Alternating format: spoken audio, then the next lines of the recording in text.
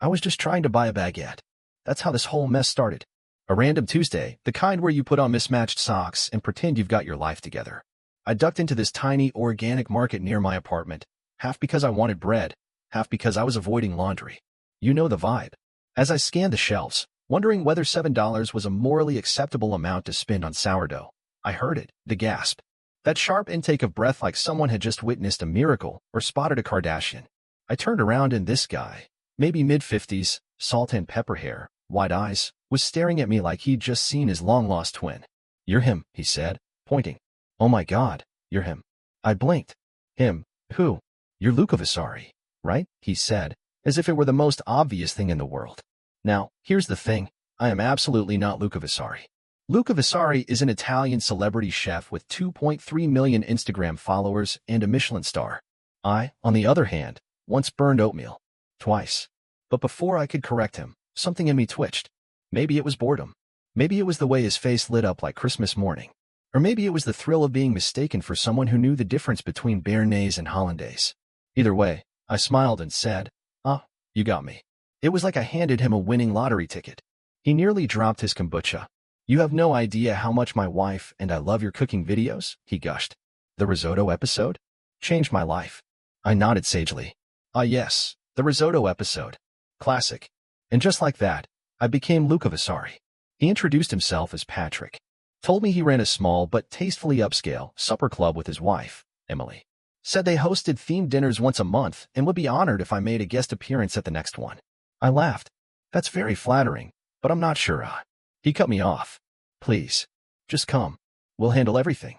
Just your presence would be incredible." I should have said no. Should have told him the truth right then and there. But something about the whole thing felt too surreal to walk away from. So I said, sure, why not? And that's how I ended up agreeing to be a guest of honor at a gourmet dinner party, posing as a world-famous chef. By the time I got home, the weight of what I'd done finally hit me. I had 4 days to figure out how to pass as Luca Vasari, or risk embarrassing myself in front of what sounded like an entire room of rich, food-obsessed strangers. Naturally, I did what any rational person would do in this situation. I binge-watched every Luca Vasari video I could find. Let me tell you, the man was a performer. He didn't just cook, he narrated. He told stories. He made folding gnocchi dough look like a romantic opera. And he had this signature move where he'd flick olive oil with his fingers like he was blessing the dish. So I practiced. I copied his accent, somewhere between Milan and movie villain. I memorized his catchphrases. I even started wearing a silk scarf indoors. Just for the vibe. Meanwhile, Patrick was texting me updates. "We're so excited. Theme is rustic Italian. Emily's making panna cotta." I asked if I needed to cook. He replied, "Just talk food. Tell stories. Be yourself, well, your chef self." That helped. Sort of. Saturday night arrived. I stood outside their townhouse, gripping a bottle of wine I couldn't pronounce, heart pounding like I just signed up for a reality show. I rang the bell, and Emily opened the door. She was just as enthusiastic as Patrick, greeting me with the kind of double-cheek kiss I wasn't entirely prepared for. Inside, the place smelled amazing. Garlic, herbs, warm bread. A table was set for 12, and people were already sipping wine, chatting, and glancing in my direction like I was the Pope of pasta. Patrick clinked a glass and said, "Everyone, tonight we're honored to have a culinary legend in our midst, Chef Luca Vasari." I smiled, nodded, gave a little bow. Then I opened my mouth and said, "It is such a pleasure to be here tonight. In my country, we say, a meal without love is like a day without sun." No one questioned it. In fact, someone wiped away a tear. So far, so good. But just when I thought I might pull it off, the real chaos began. The first sign that things were going sideways came in the form of a very real food question. A woman with a bob haircut and a voice like a phone operator leaned across the table and asked, "Chef, I tried your saffron seafood risotto last week. What stock did you use to bring out the umami without overpowering the shellfish?" Now, I knew 3 things about risotto. It was Italian, it had rice, and Luca Vasari once made it look like poetry in a bowl. I did not, however, know anything about saffron, or umami, or what stock was supposed to be used. But I smiled. "Ah," I said, swishing my wine like I had answers. "For Z risotto, it is important to build layers. Z secret is a gentle fish fumet, lightly reduced with roasted shallot." She gasped. Of course. I knew it was shallot. I nodded slowly, suppressing a nervous laugh. Most forget Z shallot. But Z shallot, she remembers. The table chuckled approvingly. I took a deep breath, convinced I could actually ride this ridiculous wave all the way to dessert. Emily brought out the first course, bruschetta with roasted cherry tomatoes, basil, and something she called chef-approved balsamic drizzle. She looked at me, beaming. I tried to honor your rustic flair. Tell us, how do you feel about this dish? Everyone turned to look at me. I chewed slowly, buying time. EET is like summer on a plate, I said finally. Simple, honest, like a kiss from your grandmother. People applauded. I was mid-sip of wine, feeling overly proud of myself, when Patrick leaned in and said, by the way, I didn't want to spoil the surprise, but we invited someone special tonight. Now, listen. When someone says we invited someone special, you expect a celebrity fan. Maybe a mayor. Maybe a food critic. What you don't expect is Carmen, your old sous chef from Florence. I nearly choked. My brain exploded with questions. Carmen, sous chef, Florence. Then the doorbell rang. I froze, like a baguette in headlights. Patrick rushed to answer it, and moments later, in walked a tall, confident woman with dark curls, wearing a red blazer and the energy of someone who had absolutely zero time for nonsense. Luca, she said, her accent pure Italy, arms wide for a hug. I panicked. My brain screamed abort. Abort. But my body stood and hugged her like I knew what I was doing. You look different, she said, studying me. Ah, yes, I chuckled. New face cream. Carmen stared. You sound strange. Your accent. I threw back a gulp of wine and shrugged. Too much. London. She didn't smile. She sat down. And I sat, sweating under my fake silk scarf, realizing I had just entered the riskiest dinner service of my life, with someone who actually knew the real me wasn't the real him. Carmen was polite, too polite. The kind of polite that screams I'm watching you with a pleasant smile. Every time I opened my mouth, I could feel her eyes drilling into me like a laser-guided truth serum. I tried to keep the conversation vague, peppered with dramatic hand gestures and phrases like the essence of flavor and cook with your soul, not your spoon. But Carmen? She was hunting. Do you remember our trick with the lemon zest? She asked suddenly. I blinked. Ah, yes, of course. We always zest clockwise, no? She frowned. No. We always grated against the grain. I laughed, overly loud. Aha. Yes. That was a test. She did not laugh. Meanwhile, everyone else was sipping Chianti and nodding like they were witnessing the reunion of two culinary titans. It was like sitting in a live episode of a cooking show I never auditioned for. When the main course came out, homemade tagliatelle with a rich beef ragu, I saw my escape. Now this, I declared, standing and raising my glass, is a dish close to my heart. Let me tell you all the story of where EET began. I launched into an elaborate tale about a Tuscan hillside, a grandmother named Nonna Fiorella, and a stormy night where I allegedly invented this dish to warm the hearts of a stranded wedding party. I laid it on thick. There were goats. A lightning strike. Tears of joy. People at the table were spellbound. Except Carmen. She squinted, leaned in, and asked, Nonna Fiorella? I don't remember her. I put a hand on my chest. She was, how you say, from the other side of my family. Which side? The romantic side. A chuckle from someone saved me. Thank God for wine. I plowed ahead, making up details like my life depended on it. But the problem with a lie is that it has a very short shelf life, especially when someone in the room knows the original recipe. As the guests devoured their pasta, Carmen pushed her plate aside and turned toward me, lowering her voice. You're not him, are you? My heart stopped. Pardon. You're not Luca Vasari. Luca hates red wine. You've had 3 glasses. I paused. He hates red wine? He says it gives him headaches. You toasted with a Cabernet. I swallowed hard, suddenly hyper-aware of the deep, tannic betrayal swirling in my mouth. I've changed. Carmen leaned in, her voice a whisper now. Listen, I don't know what your game is, but these people adore you. So either you come clean, or you finish this meal like the character you've built. Your call. I stared at her, stunned. Not angry. Not outraged. Just amused. There was a hint of a smile at the corner of her mouth, like she was enjoying this. You're not gonna out me? I whispered. No, she said, sipping water. This is too much fun. I want to see how it ends. And just like that, I had an ally. A dangerous one, but an ally nonetheless. I nodded, raised my glass, and said with gusto, to friends old and new. The table erupted in cheers. Carmen winked. And I, still deeply not Luca Vasari, somehow kept the dinner party dream alive, knowing full well the dessert course could still blow everything sky high. Dessert was tiramisu, and I had exactly 12 minutes to figure out how to survive the final course of what had now become a full-blown performance piece. Emily placed the platters down like sacred artifacts. Chef Luca, she said, practically glowing. We used your mother's method, dipping the ladyfingers in espresso and marsala. We hope it meets your standards. My mother, for the record, once tried to microwave a lasagna in its foil container. But I nodded solemnly, as if I'd grown up learning to whip egg yolks to opera. Ah, Mama's method, I said, closing my eyes and inhaling deeply. Takes me back. I took a bite and paused, partially for effect, partially because it was genuinely delicious and I didn't want to ruin it with a lie. Perfect, I said. Exactly how she taught me. Bold, tender, bittersweet. Patrick beamed like he'd just been knighted. Carmen smirked into her wine glass. So, chef, someone across the table piped up. What do you think of the state of modern Italian cuisine? ET is evolving, I began, channeling every TED Talk I'd ever half-watched. Too many deconstructions. Not enough heart. A true meal should tell a story, no? Exactly, said Bob Haircut Lady. Food with soul. The table clapped. I was starting to feel like a motivational speaker with Parmesan on his lapel. And then, Patrick pulled out a phone. Would you mind? He asked.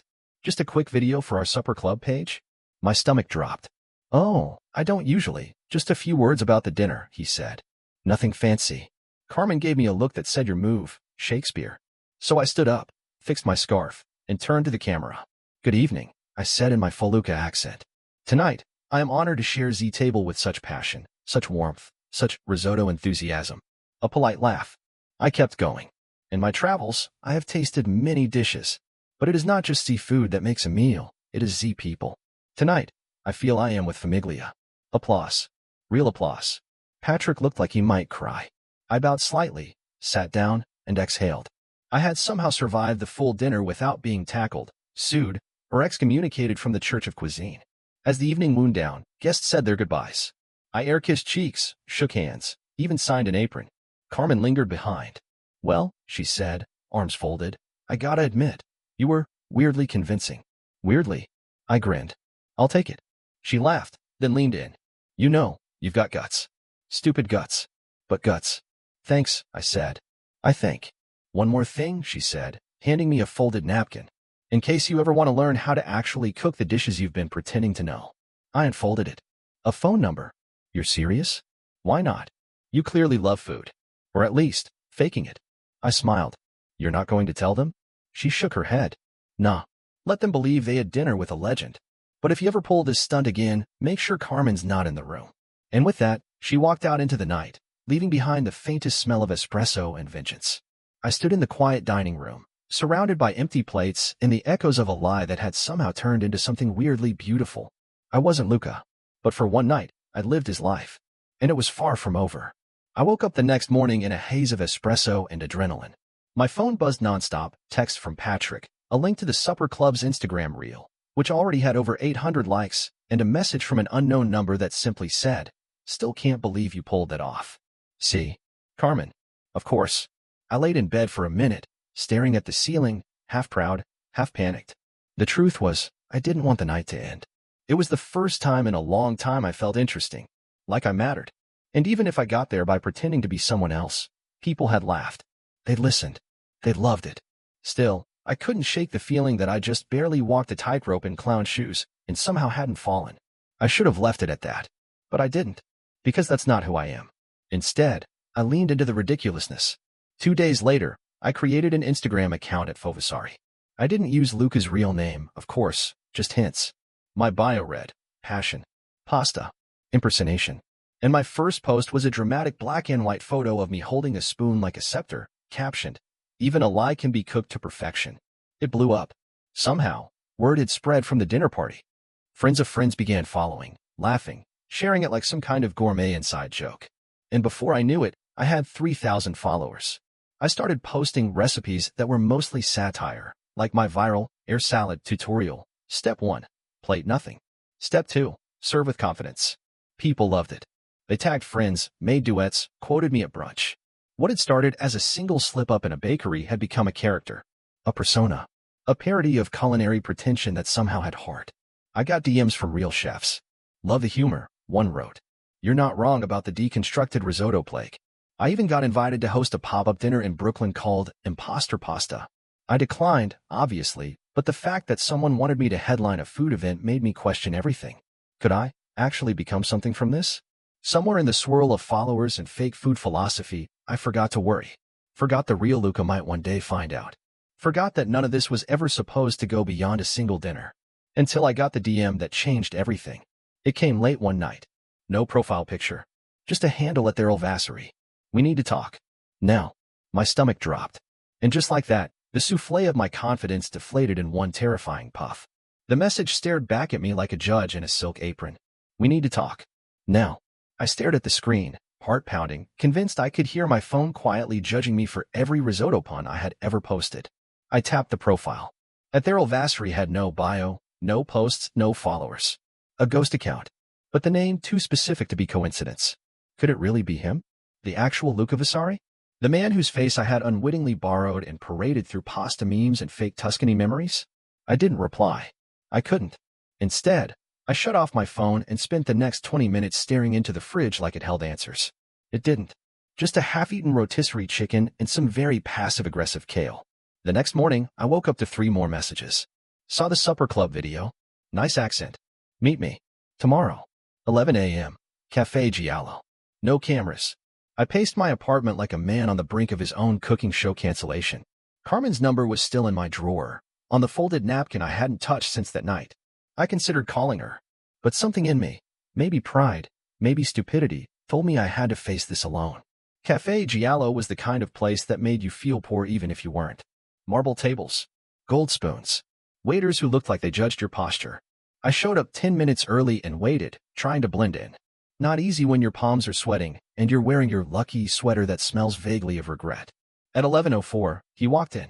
I recognized him immediately, even without the chef's coat or the television lighting. Luca Vasari was shorter than I expected, with sharp eyes and the kind of walk that said, I know exactly where the basil is kept. He sat down across from me without a word, crossed his arms, and stared. So, he said, his accent subtle, clipped. You are me. I swallowed. In a manner of speaking, yes? You pretend to be me. On the internet. In front of people. Only briefly. I added quickly. It wasn't malicious. It was a misunderstanding. And then, momentum? He narrowed his eyes. You made jokes. Called yourself Faux Vasari. Mocked my recipes. Gently mocked, I said. Lovingly. Satirically. There's a difference. He raised an eyebrow. You taught people how to cook air. To be fair, that post had over 30,000 likes. Likes do not make a chef. Agreed, I said, suddenly serious. But people smiled. They laughed. I think they needed that. I think I needed that. Luca leaned back in his chair. He studied me like a sauce he wasn't sure about. Then, to my absolute shock, he smiled. Just a little. Your accent is terrible, he said. I blinked. So I've been told. And your posture when you stir? He mimed an exaggerated elbow lift. Atrocious. Guilty. He tapped his fingers on the table. You know, at first I was angry. Then I watched more. And I realized, you weren't mocking me. You were mocking the idea of what people think I am. I sat up straighter. Exactly. It's a character. A tribute. A little, ridiculous love letter. He nodded slowly. So here is what we will do. My stomach flipped. This was it. The lawsuit. The cease and desist. My fake culinary empire crumbling into overcooked noodles. You will cook with me, he said. For real. One night. In my kitchen. My jaw dropped. What? You want to play the chef? Then you will be the chef. One service. No jokes. No filters. We'll see what you're made of. I burn toast. Then we start with boiling water. He stood up, dropped a business card on the table, and walked away. I stared after him, stunned. On the back of the card were 5 words, handwritten in bold ink. Real or not, make it real. I held the card like it was made of glass. Real or not, make it real. The ink wasn't even smudged. Luca had written it with the kind of confidence that made you believe boiling water could be a form of enlightenment. I sat in the cafe for another half hour, sipping overpriced espresso and trying to figure out what had just happened. He wasn't suing me. He wasn't threatening to expose me. He wanted me to cook with him. The real Luca Vasari. I walked home in a fog. My brain couldn't decide if I was being offered a redemption arc or a public execution in the form of a very well-plated failure.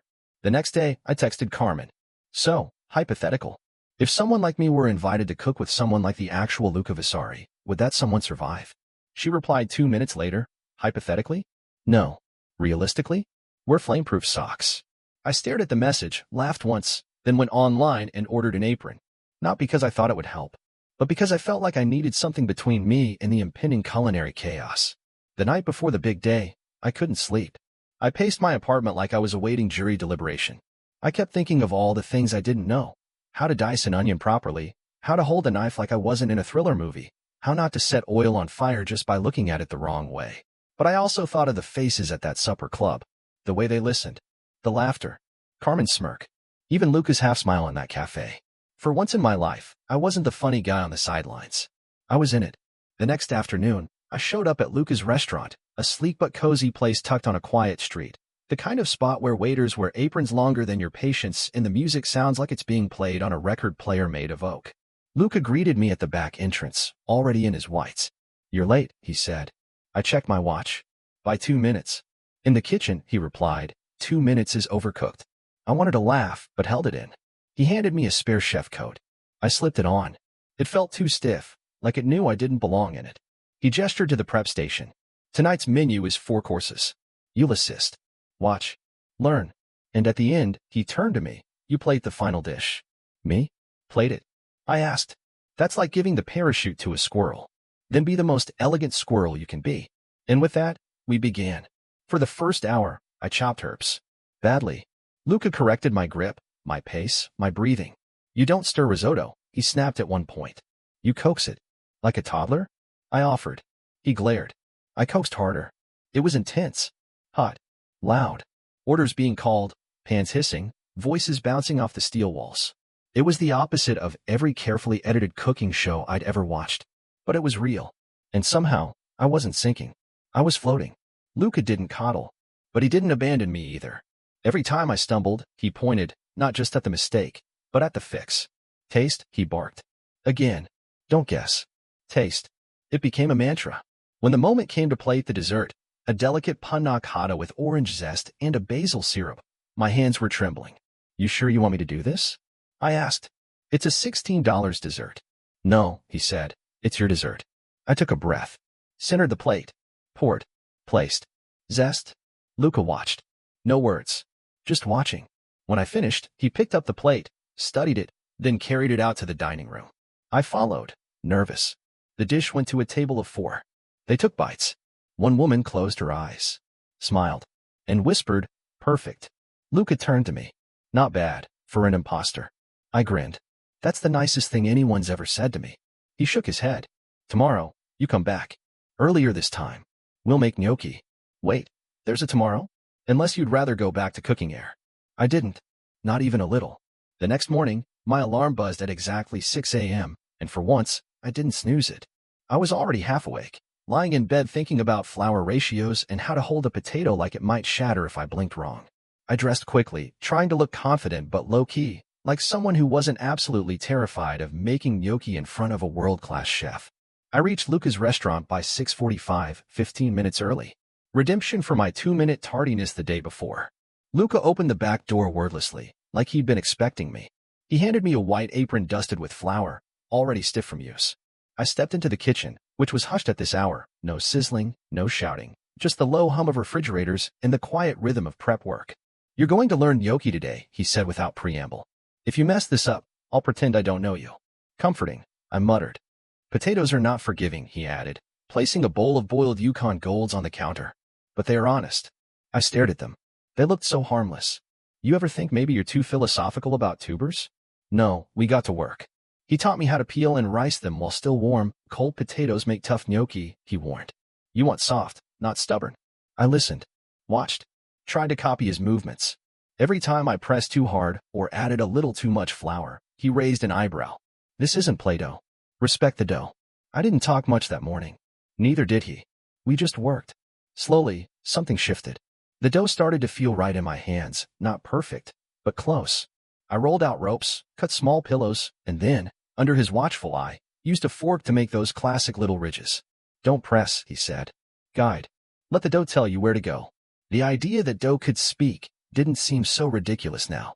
By midday, we had tray after tray of gnocchi resting under clean cloths like delicate museum pieces. I was sweaty, flour-covered, and weirdly proud. "Tonight, you cook," Luca said. I looked up from the tray. "Me?" "Yes. You. You made them. You serve them. That feels risky." "Growth is risky." So is under seasoning. He walked away before I could argue. I spent the afternoon nervously prepping, watching how the other line cooks moved, trying not to trip over myself. When dinner service began, the kitchen transformed. It was like stepping into a hurricane with rhythm. The orders came fast. I was assigned to a small sauté station. My job simple: brown the gnocchi in sage butter, plate with parmesan and oil. Luca hovered for the first few plates. Too pale, he said once. Too crowded, another time. But by the fifth plate, he stepped back. I found a rhythm. The gnocchi hit the hot pan with a soft hiss. I tossed them gently, not like a chef, but like someone trying to become one. The servers whisked plates away and returned with empty ones.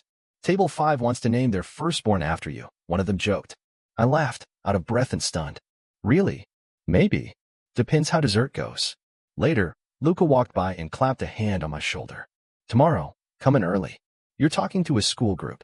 Wait. What? Me? Yes, you. I'm still learning how not to burn water.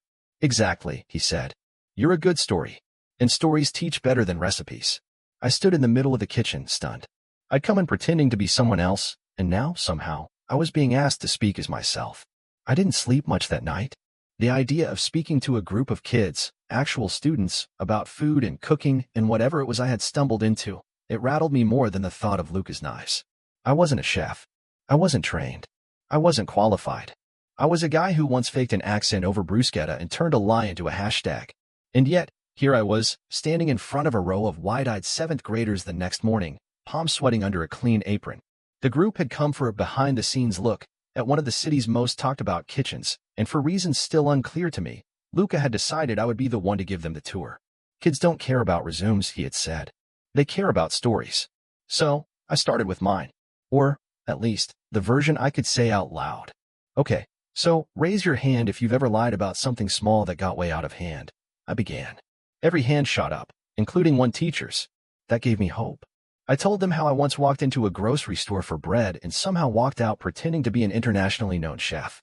I left out the accents and the viral videos, but I made sure to include the panic, the laughter, and the moment I realized I actually liked being in the kitchen, not just pretending to. They laughed. One kid whispered, "This guy's weird. I like him." I showed them the prep tables, the walk-in fridge, the storage shelves full of spices with names none of them could pronounce. I let them smell fresh basil and guess what capers were. One brave kid even tried a piece of raw fennel and gave me a thumbs up like he'd just eaten fire. Luca stepped in halfway through and watched silently from the corner, arms crossed. I couldn't tell if he was judging or proud. Maybe both. He nodded once, almost imperceptibly, and disappeared into the kitchen again. After the tour, a girl with glasses approached me. "Are you going to be a real chef someday?" I paused. That question landed deeper than I expected. I said slowly, "I'm trying to become one. Which probably makes me real enough for now." She smiled and handed me a napkin she doodled on. It was a lopsided drawing of me holding a frying pan like a lightsaber. "Thanks for the tour," she said. "You made it seem fun. Not scary." That one moment hit harder than any of the praise I'd gotten online. It wasn't about being impressive. It was about making someone else feel welcome in a world that once scared me too. Later that evening, I sat in the break room, still holding the napkin, when Luca walked in. He looked at the drawing. "You look heroic." "I'm wielding a spatula like a weapon. That is the correct way to wield it." We sat in silence for a minute. "I think I like this," I said. "Teaching kids. Everything. Cooking. Learning. Messing up. All of it." Luca stood up. "Then keep showing up. Just like that." He shrugged. "Consistency makes a chef. Not ego. Not fame. Just showing up." He walked out, and I sat there alone with a napkin drawing and the overwhelming realization that somewhere along the line, this stopped being a lie. I wasn't just playing the part anymore. I was becoming it. I showed up the next morning like I belonged.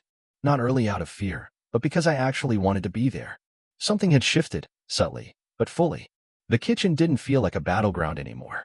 It felt like a language I was just starting to speak, with a heavy accent, sure, but enough fluency to make myself understood. I greeted the crew with a quiet confidence. No impersonations. No borrowed phrases. Just a simple morning and a fresh apron over my hoodie. Luca barely looked up when I walked in. "Prep station's yours," he said. "We're doing a lunch service today, menu's tight. You'll be on eggplant." Eggplant. A test. Not just because of the slicing and seasoning, but because it's one of those vegetables that can turn to mush or rubber with the slightest misstep. In other words, it was perfect. I washed, peeled, and sliced with careful rhythm. No flair. No drama. Just focus. I remembered everything he taught me. Salt lightly, let it rest, pat it dry. I didn't ask for reassurance. I didn't need it. That realization hit me mid-slice, and I almost laughed.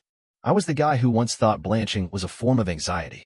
Now I was grilling eggplant with enough confidence to not check over my shoulder every 5 seconds. When service began, I locked in. Orders came fast. Luca called them out with that same sharp rhythm, but today, I didn't flinch. I played it, wiped the rims, passed them forward. And the best part? No one stopped to correct me. In a kitchen like that, silence was praise. Around mid-shift, Carmen appeared. She hadn't texted. She hadn't warned me. She just walked through the kitchen doors like a tornado in red lipstick, leaned against the counter, and raised an eyebrow. Well, she said, crossing her arms. Look at you. Flipping eggplant and everything. I smirked. I'm not just flipping it, I'm coaxing it. Luca's words. Sadly, yes. She looked at the plates I just sent out. You're getting good. I shrugged. I'm getting consistent. That's what matters, right? She glanced toward Luca, who was tasting a reduction across the kitchen. He hasn't kicked you out yet. That's basically a Michelin star. I chuckled. What brings you here? Morbid curiosity? Actually, she said, pulling a folded piece of paper from her bag. A favor. I took the paper. It was a flyer for a local food fundraiser. One of those pop-up events where chefs do live demos and teach basic cooking skills to families and kids. At the bottom, my name, or at least, a name, guest speaker, the faux chef. You want me to do this? I think you should want you to do this. I looked at her, unsure. It's not about faking anymore, she added. It's about what you've built. People believe in it. You should too. I nodded, slowly. Okay. Let's do it. She smiled. Good. You've got 2 weeks. Practice your pancake flip. That night, after service, Luca pulled me aside. You did good today. Thanks. He paused. Carmen told me about the fundraiser. Oh. She said you agreed. I did. He handed me a recipe card, handwritten, smudged with something that smelled like citrus and ambition. Use this, he said. It's one of mine. But now, it's also one of yours. I stared at it. You're letting me use your recipe? No, he said, a slight smile creeping in. I'm trusting you with it. I didn't sleep much again that night. But this time, it wasn't nerves. It was excitement. 2 weeks later, I stood behind a folding table at the community food fundraiser, wearing a crisp white apron, a spatula in my hand, and an actual recipe card in my back pocket. The air smelled like caramelized onions, grilled zucchini, and too many kinds of cookies baked by enthusiastic ants. Kids ran past with frosting on their noses. Music played from a speaker that kept cutting out. It was chaos, but the good kind. The kind that made you feel like you were part of something bigger than just your own little kitchen. The banner behind me read, Cooking with the Faux Chef. And somehow, it didn't feel like a lie anymore. It felt like an inside joke between me and everyone who had followed this absurd, winding path with me. I took a breath, smiled at the small crowd gathered around, families, teens, even 1 or 2 serious-looking foodies holding notebooks, and launched in. Okay, everyone, we're making gnocchi today. The real kind. No foam, no flowers, no edible glitter. Just flour, potatoes, and your very tired arms. They laughed, which helped. I walked them through the process, boiling, peeling, mashing, mixing, sharing the same tips Luca had taught me in that silent kitchen 2 weeks before. I even repeated his metaphors. Treat your dough like it's a sleeping cat. No pressure. Just respect. A little girl near the front mimicked the rolling motion perfectly. Her mom clapped quietly, eyes wide. That single moment made everything worth it. Halfway through, I caught a familiar figure leaning against a tent pole near the edge of the crowd, Luca. No chef's coat, no clipboard. Just standing there, watching. I nodded.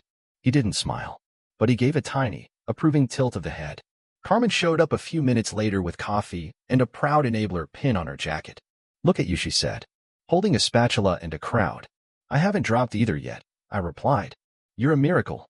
We kept going, letting people try shaping their own gnocchi, laughing at misshapen blobs, celebrating the near-perfect ones like tiny victories. At the end, I told the crowd, you don't have to be a chef to cook. You don't have to be perfect to start.